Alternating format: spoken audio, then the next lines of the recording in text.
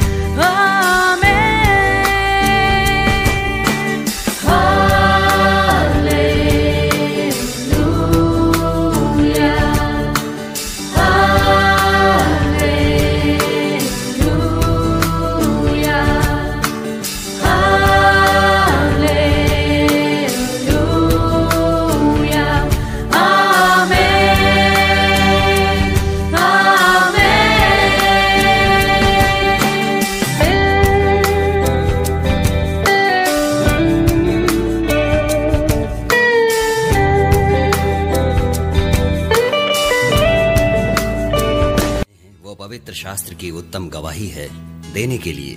हाँ, हमारे फल द्वारा जिस तरह से हम जीते हैं सारा संसार देखता है। यीशु हमारे जीवन में है, जिस तरह से हम हैं जीते हैं। और मेरा मतलब है मैं बाहर भी जाता हूँ, आप जानते हो, बाहर मेरी मुस्कुराहट से भी मैं लोगों को छू लेता हूँ। हाँ, तब सोचो कि ये जानना जरूरी है कि हम खुले मन से परमेश्वर को अपना उपयोग करने दें और उसकी योजना जो हमारे जीवन के लिए है। मेरी ये चाह है कि मैं बिना सहारे और सामान्य जिंदगी और पूरी जिंदगी जीऊं, यही मेरा सपना है। मैं वाकई सारी समस्याओं को बाहर रखकर जीना चाहता हूँ और भरपूरता से मैं ये करने जा रहा हूँ। हाँ, ये मेरा मुख्य उद्देश्य है, इसलिए मेरा मतलब है मैं नई चुनौती से प्यार करता हूँ। हाँ, आप जानते हैं, मेरा मतलब है ये भी एक चुनौती थी कि मैं अपना काम करूं, जैसे कि अब मैं अपने दांतों को खुद साफ करता हूं और ऐसे बहुत से काम, तो मुझे बड़ा आनंद आता है इन सब बातों में। और कभी कभी मैं नाराज हो जाता हूं, हाँ, कभी कभी मैं निराश हो जाता हूं, पर इन सब से ऊपर मेरा उद्देश्य है कि मुझे जिंदगी जीनी है और नई चुनौतियों से मुझे कोई नहीं रोक सकता।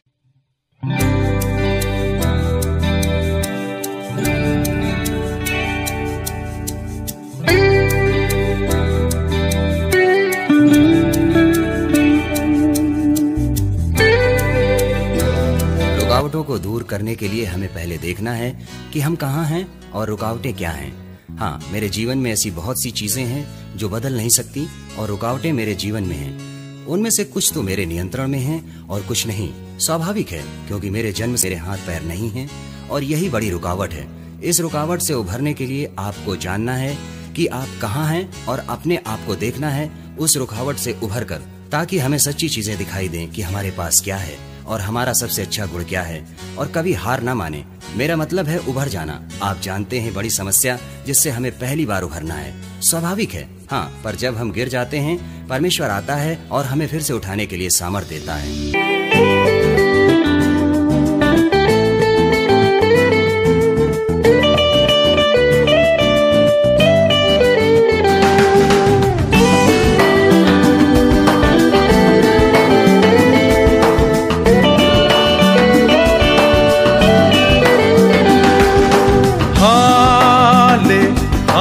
हालेलुया, हालेलुया,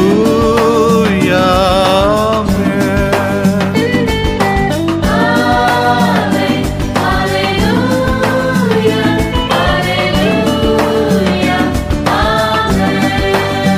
तेरे लिए हम आए हैं, तेरे लिए ये जगह है, तेरे लिए ये ज़मीन है, तेरे लिए आसमां है, तेरे लिए, तेरे लिए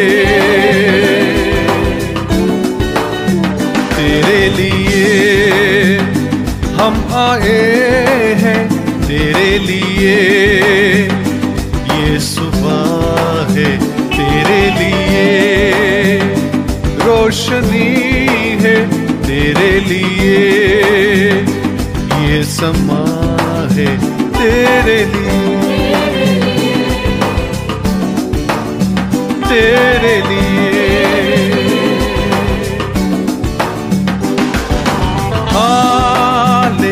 hallelujah, hallelujah amen. Hallelujah, hallelujah amen.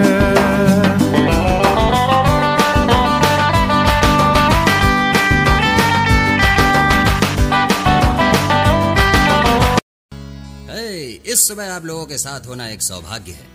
आज सुबह हम आनंद मनाएंगे और मैं विश्वास करता हूं कि आज परमेश्वर तुम्हारे दिल को भी छू लेगा।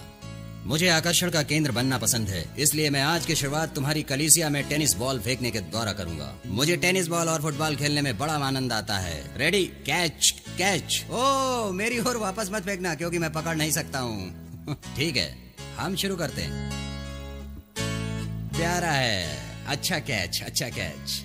हाँ, मेरा जन्म बिना हाथ पैर के हुआ और मेरे माता पिता सारी उम्र समर्पित मसीही थे।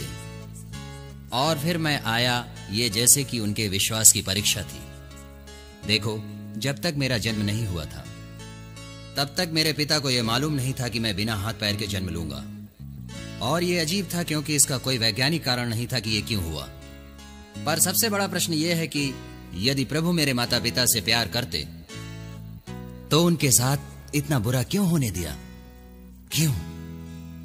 और आप जानते हैं, याकूब 1:2 कहता है कि मेरे भाइयों, जब तुम नाना प्रकार की परीक्षाओं में पड़ो तो इसको पूरे आनंद की बात समझो। ठीक है, जब मैं पैदा हुआ मेरे माता पिता के आखिरी 2 शब्द थे, प्रभु की स्तुति हो। आपको पता है कि माँ अपने पहले बच्चे को व्याकुल होकर कैसे उठाती है? ठीक है, जब मुझे मेरी माँ के पास रखा गया तब सोचो उसने क्या कहा, इसे दूर ले जाओ। यह बहुत ही दुखद घटना थी। क्या पूरा आनंद? आज मैं आपसे बांटना चाहूंगा परमेश्वर के सारे वादे और वे कारण जो मैं यहां आपके सामने खड़ा हूं, और परमेश्वर का आनंद मुझ में है। अगर आपके पास बाइबल है तो यिर्मयाह का 29वां अध्याय खोलें।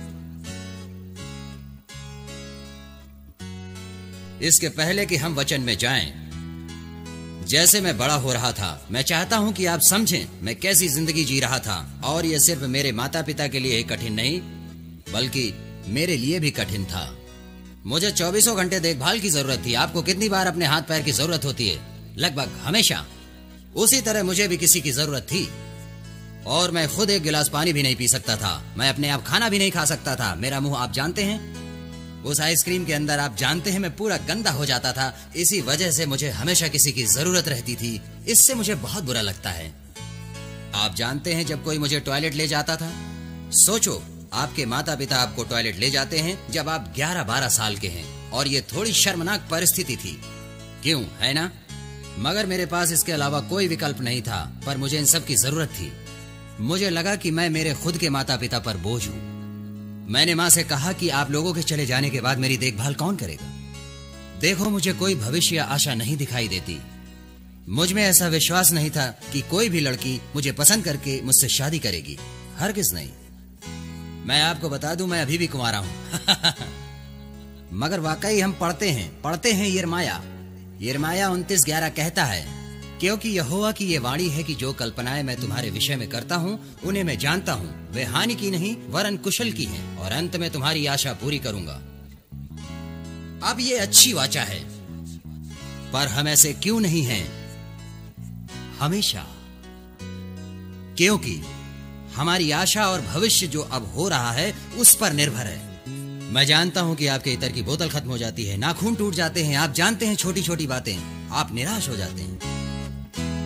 मगर बड़ी बातों में भी क्या हंसने वाली बात नहीं है? जैसे कि